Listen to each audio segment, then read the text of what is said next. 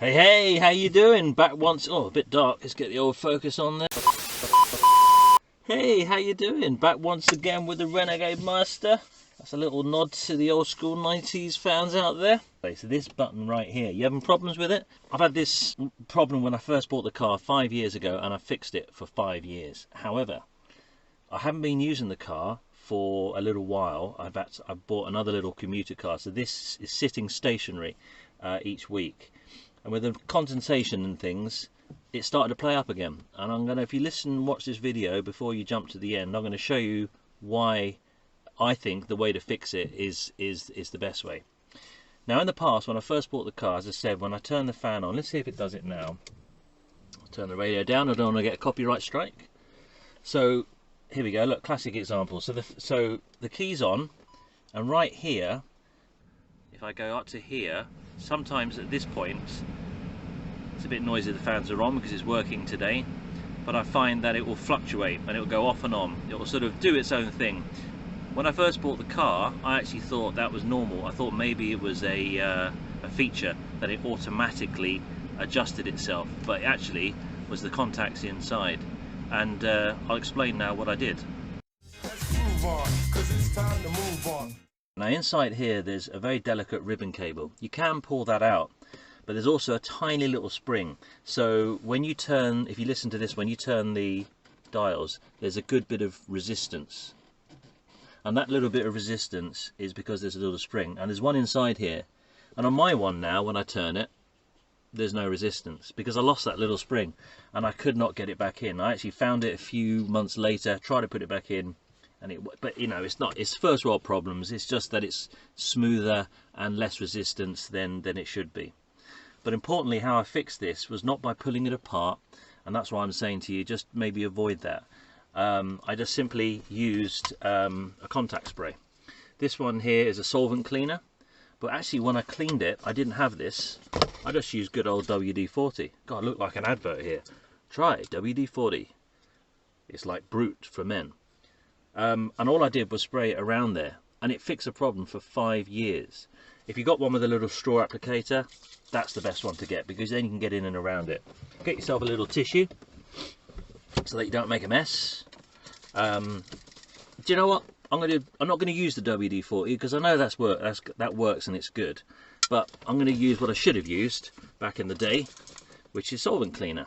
And it's got a bit more pressure behind this because this is getting old. So just spray it.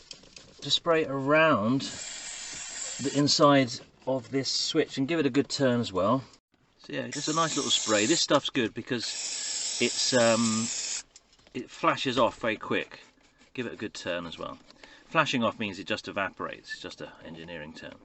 But you can feel already actually that it feels a bit more resistance inside. So the little spray trick didn't work. What I've noticed is when I'm going along, it was on and then it was off. If I moved the dial, it sometimes made a difference. But initially when I had this problem, I would just touch the dial and it would then come on. And it didn't seem to matter what speed I changed this to. It was erratic. Now, there's 3 things that I think could be the option here, and in this order, I think this is the probability. Because the car's got 170,000 miles, she's getting old. So you've got to remember to yourself that things wear out, and there'll be brushes on that motor inside there. So the first thing I'm going to do is take the motor out now, check that, see how that is. And with a bit of luck, it's just the brushes. I can then maybe look to change the brushes or give them a tweak. We'll see what happens. The second option, which it could be, is potentially the resistor. The heater resistor could have gone. Third option, it might be this actual control unit here.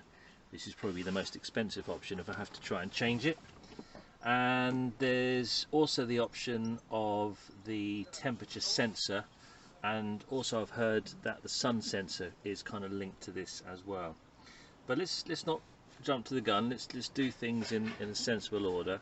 I'll check the fan now, but before I do all of that, I'm going to get the old favourite iCarsoft out, and we're going to see if we can see any fault codes first. And hopefully that will back up what I've said. I'm not sure exactly what level it will take me to in here, but it's been pretty good so far using this, so you never know. I'll go into the heating, ventilation and control unit and let's see what it says. Look, if you get a chance, can you give me a thumbs up? By doing that, it really helps to understand if I'm doing the right type of videos to help you, and that's what this channel is all about.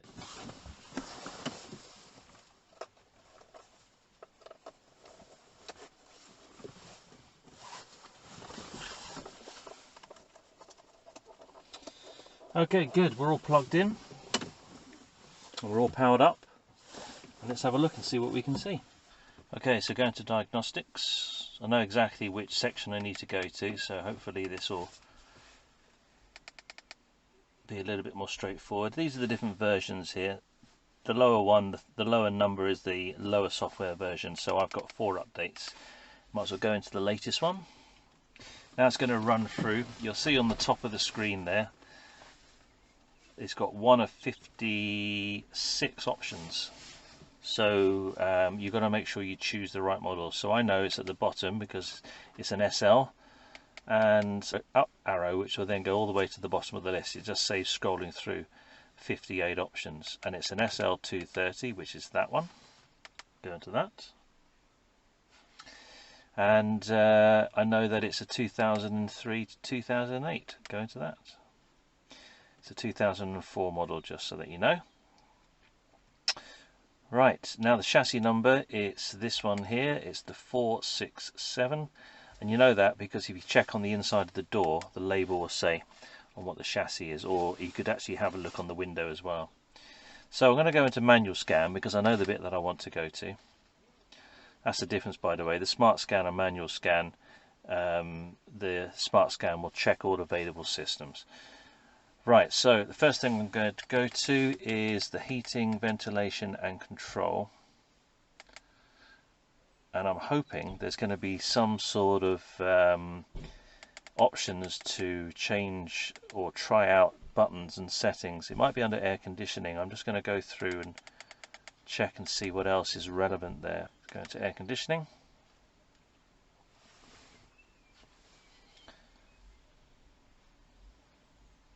Communicating. Right, let's read the fault code first. Go straight into that and see if there's anything there.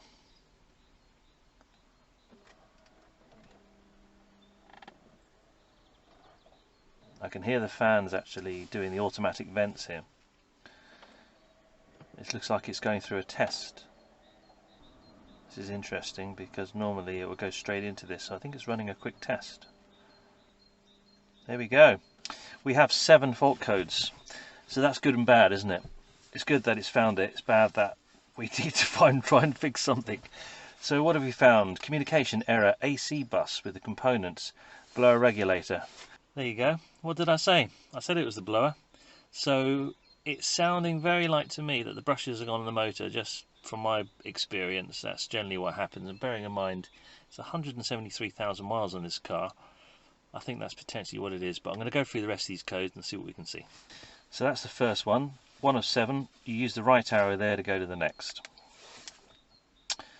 Historic, the supply voltage of the control module is too low. That could be down to the fact that the battery wasn't charged up enough if the car's been standing still. Not too concerned about that. Next one. Same issue again, that's historic, not too concerned about that. And again, fault, CAN communication with control module, RCP, roof control panel.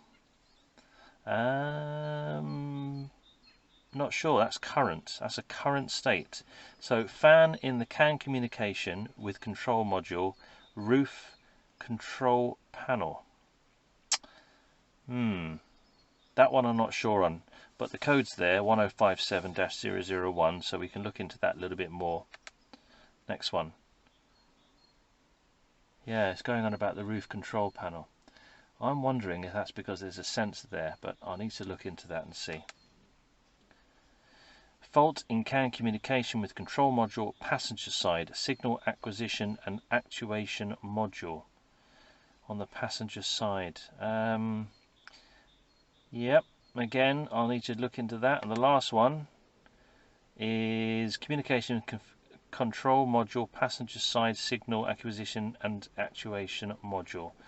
So the first thing I'm going to do is I'm just going to clear these codes, and we're going to see which codes clear and which codes actually come back.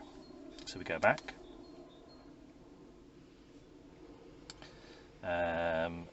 Clear fault memory, press enter.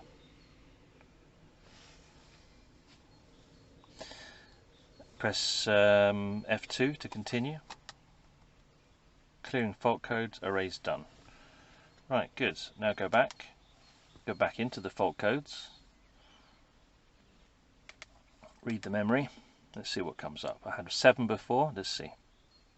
It's running a test. If you listen, you'll hear the fans up here, the automatic vents doing its thing.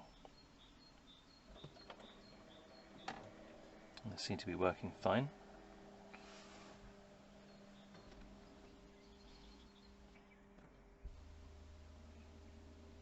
You can just hear the pump going in the boot as well. That's for the pneumatics. Now we have 1 of 5. So I've cleared a few of those codes. I'm just going to go back through it. It still says about the blower regulator. And it's talking about the roof control panel as well. Okay, right, not going to go any further. Going to get that blower motor removed. We're going to see what that looks like. Okay, so there's a little star. I like to use these drills. It's so much easier when you're working upside down. And there's 3 bolts. There are the screws there.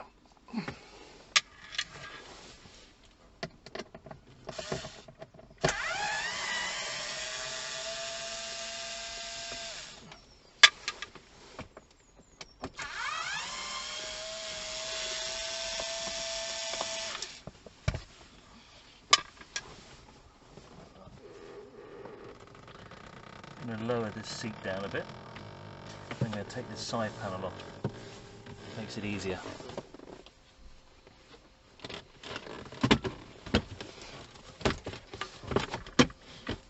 Like that.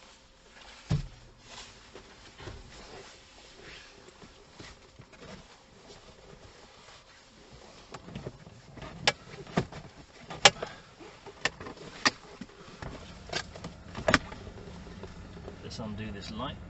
Oh, I can hear the fan working. I can just hear it working. What's happened there? Started working. Isn't that strange? I must have had a loose connection. Hang on a minute. Aha! I think I found the problem.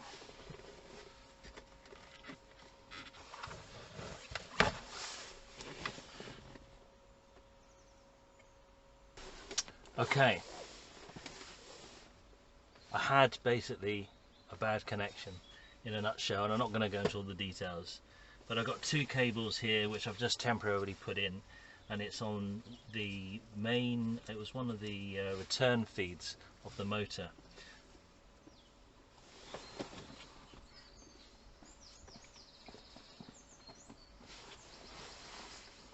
So now if I connect the 2,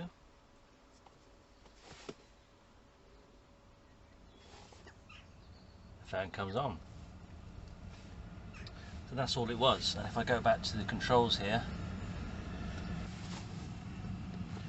okay, so now you can hear the fan, and I have all settings once more. There's the fan on full. Turn it down incrementally, and it's working like an absolute dream. So there you go. It just goes to show when the cars are standing still, they don't like it, and I must have had a little bit of condensation on it. Nevertheless, I've managed to fix a problem. Incidentally, just underneath here, this is the fan. This is just a temporary connection I've put in, and you can remove the whole fan quite easily on a Mercedes and drop it down. The motor sits behind here, and there's a little, what they call, hamster wheel inside, which you can then have a look at and look at the commutator, look to the brushes, see if they need to be changed. Just while I'm down here, this is your cabin filter. You slide those 2 connections together, and the cabin filter will then drop down. It's nice and easy on a Mercedes.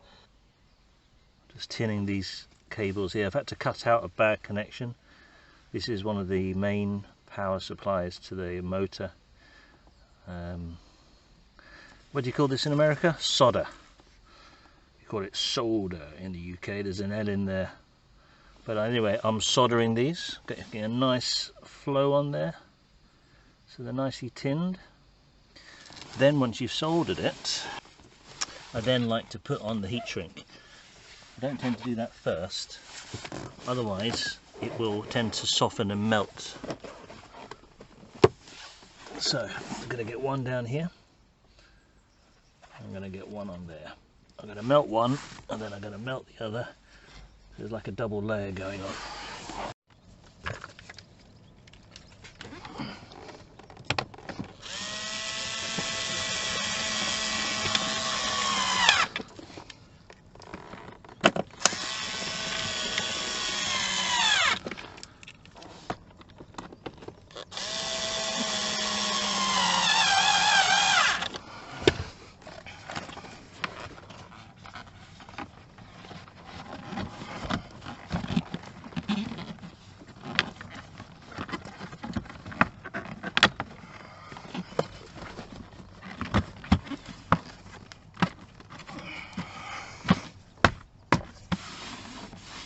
Job done. Okay, so I know the fan's now working. Happy days. There she blows. Let's turn the fan down. We're going to go and read the fault memory and see what's going down.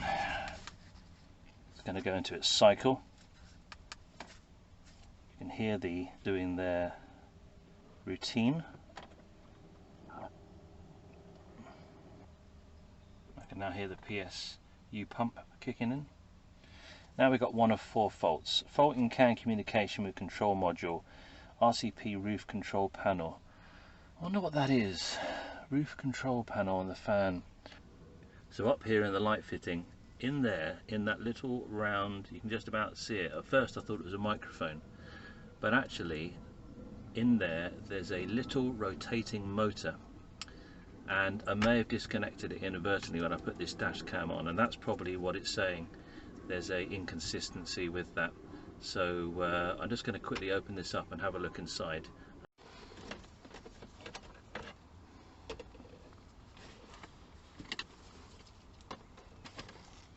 Inside here, this is what spins around.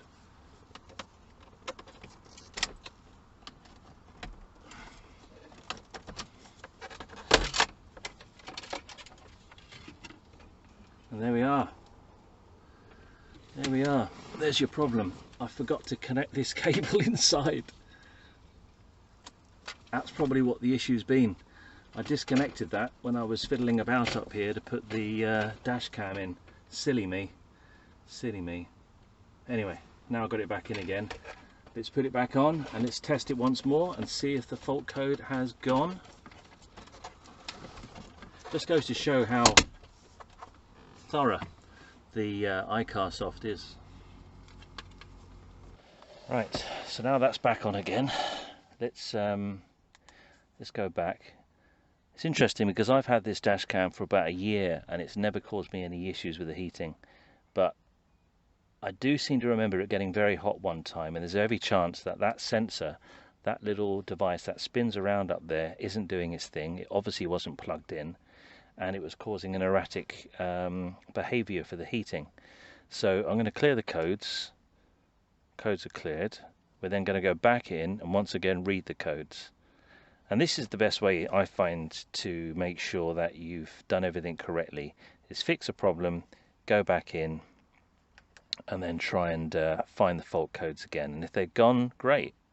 Right, here we go, read fault codes. Sorry about the light there, it's very difficult to see, I know. So we're reading the fault codes. It's going back into its cycle. It does a circulation on the vents before it gives me the fault codes. Oh, we've still got one of 4. Fault CAN communication with control module. I thought I'd fixed it with that little device up there, but hey ho.